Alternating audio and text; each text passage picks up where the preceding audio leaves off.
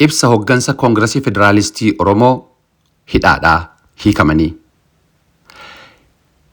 Miseensonni fi hoggansi Koongiresii Federaalistii Oromoo hidhaarraa hiikamanii ibsa baasaniin haalota darbanii fi hegeree ilaalchisee yaadgumee yookaan ammoo steetmentii ibsatan keessatti akka dhuunfaattis tahee akka dhaabaatti qabsoo karaa nagaa geggeessaa turre itti fufuudhaan mirga uummata Oromootii fi kan sabaa fi sablammoota biyya keenyaa dhugoomsuuf akka hojjennu irra deebinee isiniif mirkaneessuu barbaanna jedhaniiru.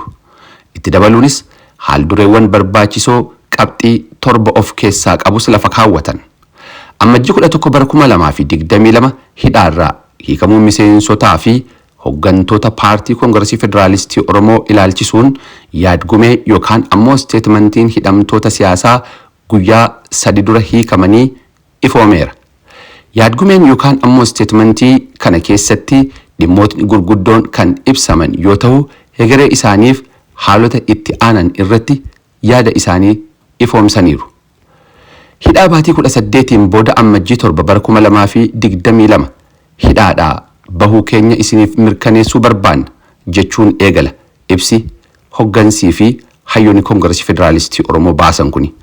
Ajjecha artistii keenya qaalii Haacaaluu Hundeessaatti aansee hidhaan nurratti raawwatame guutumaa guututti bu'uura siyaasaa irraa kan madde akka tahe beekamaadha jedhan. Qaamoleen nu hidhanis nuti yakka kamirraayyuu bilisa akka taane wallaalanii osoo hin taane dirree siyaasaa nu keessa jirru haqaan nu falmaniitiin moohuun ulfaataa akka itti tahu waan beekaniif jedhan. Hegereen siyaasaa isaaniis waan isaan yaaddeessuuf dirree siyaasaa irraa nu dhabamsiisuu fi hidhaan siyaasaa kan nurratti raawwataniif jechuudhaanis dubbata.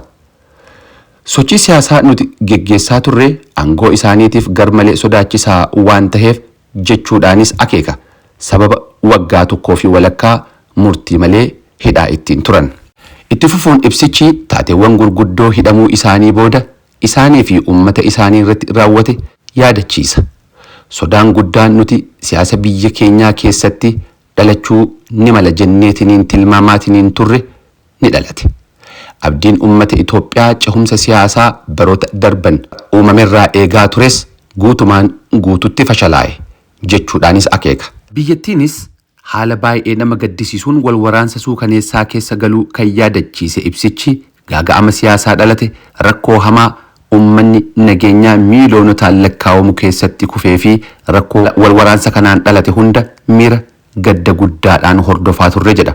Hariiroon ummatoota biyyattii gidduu jiru burkutaawee biyyattiinis saffisa ol aanaadhaan gadi konkolaachaa yeroo arginu mana hidhaa keessa teenneetiniin wanti godhuu dandeenyu gadduu fi guyyaan fooyya'aan akka dhufuuf hawwuu fi rabbi kadhachuu qofa ture. Keessumattuu yakkoota suukaneessaa sabaaf sablammoota naannolee biyyattii kanneen akka Oromiyaa, Tigraay, Beenishaangul Gumuz, Affaar fi Amaara keessatti jiraatan irratti raawwatamaniin gadda guddaatu nutti dhagahame jechuun addeesseetiniin jira.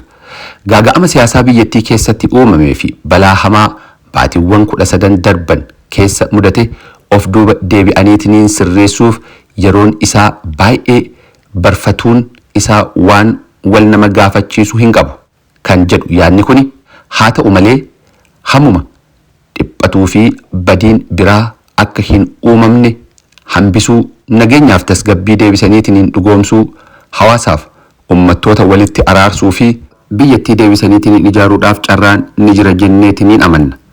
Kana godhuudhaaf garuu qaama hunda bira fedhii dhugaa bu'uura godhate hirmaannaa onnee fi qalbii guutuudhaan taasifamuu fi murannoof kutannoo waan kana dhugoomsuuf qabaachuu gaafata jechuudhaan illee jala sarareetiin jira.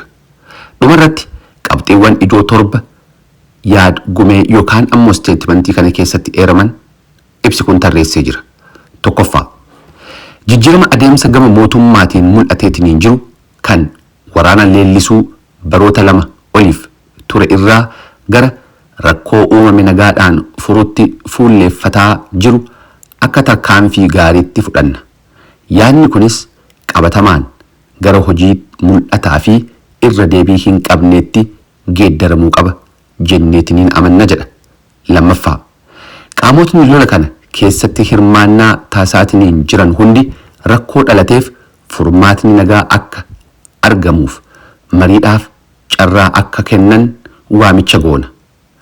Hamma gama hundaan dhukaasni guutumaan guututti dhaabbatutti qaamni hunduu nageenya ummataa qabeenya akkasumatti immoo dhaabbilee tajaajila ummataa kanneen akka tiksan dhaamsa keenya dabarsuu barbaanna. Sadaffaa, qaamonni alaa kamiyyuu lola biyyattii keessatti uumame furuudhaaf biyyattii nagaa fi tasgabbii yeroo kamuu caala isii barbaachisu akka argattu shoora gaarii yookaan ammoo bu'aa qabeessa akka taphatan dhaamsa keenya dabarsuu barbaanna. Qaama kamiifuu deeggarsa siyaasaas tahee meeshaa kennuudhaan waraanni biyyattii keessatti akka babal'atu qaamoleen taasisan gochaa akkanaa irraa akka of qusatan dhaamsa keenya dabarsuu barbaanna. Qaama tokko cinaa hiriiruudhaan deeggarsa laachuudhaan balaaf gaaga'ama biyyattii keessatti deemaatiin jiru hammeessuu irraa balaa dhalate kana mariidhaan akka furan dhiibbaa akka taasisan dhaamuu barbaanna. Afur, sabaaf sablammoonni biyyattii waamicha waraanaaf qaama kamiinuu godhamu akka balaaleffatanii fi haasaaf duula jibbiinsaa geggeeffamu kamiifuu gurra akka hin kennine dhaamuu barbaanna. 5, gaddi guddaan ajjechaa artistii jaalatamaa fi kabajamaa Oromoo Haacaaluu Hundeessaa irratti raawwatameen gaddi nutti dhaga'ame ammas nu keessaa belbeluudha. Ajjechaan Haacaaluu akkamiin akka raawwatame, ajaja eenyuutiin akka raawwatamee fi kaayoo maaliitiif akka raawwatame qorannoon bal'aan amanamummaa ummataa qabu akka godhamu gaafanna. Ummanni bal'aanis tahee maatiin isaa eenyu akka ajjechaa suukaneessaa kana akka ajajee fi akka raawwate beekuuf haqa qaba.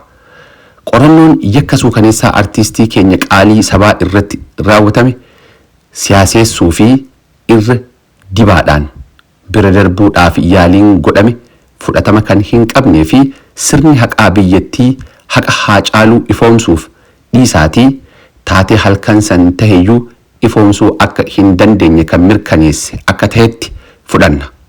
Kanaafuu akka idila addunyaatti gareen walaba tahe hundeeffamee qorannaan walabaa fi haqaa geggeeffamee akka dhugaan isaa bahu gaafanna.